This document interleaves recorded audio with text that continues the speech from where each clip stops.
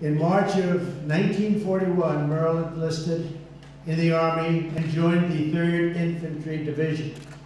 For 28 months straight, he fought on the front lines in 10 campaigns. He was wounded 7 times, but he couldn't stop.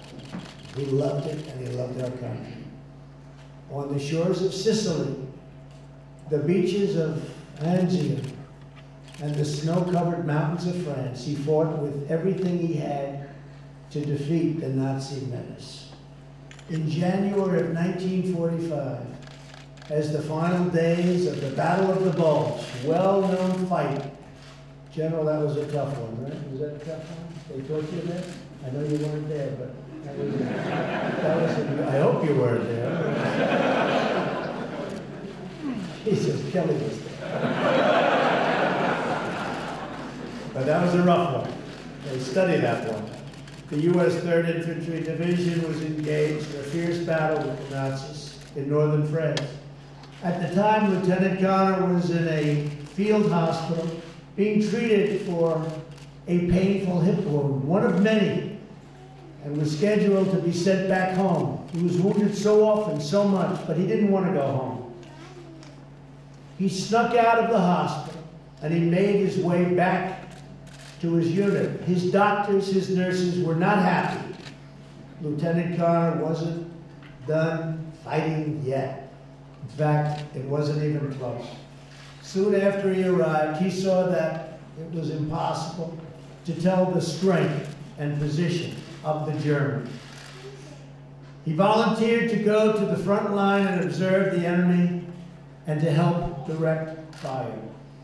In order to communicate with the command post, he took a telephone and hundreds of yards of telephone wire. That was a long time ago, before we had what we have today, called a cell phone. He ran 400 yards, dodging shrapnel, bullets, shells everywhere, artillery, trying to hit him. They saw him, they couldn't get him. He was going every different way. He looked like an NFL star, all the while laying telephone wire wherever he went. When he reached the edge of the forest, he raced 30 yards in front of the American line. Merle laid a shadow ditch, and he laid down in this hole, this shallow ditch, where they could still see him. It was only 1 foot deep. In front of the lone American soldier were 6 German tanks and hundreds of German soldiers. As bullets flew all around him, Lieutenant Connor directed artillery fire, each time successfully decimating the enemy. They knew he was there, and they couldn't get him. At one point, a German soldier came within 5 yards of Lieutenant Connor before being shot and killed. For 3 hours, the bloody battle raged on. In the last attack, swarms of German soldiers rushed forward.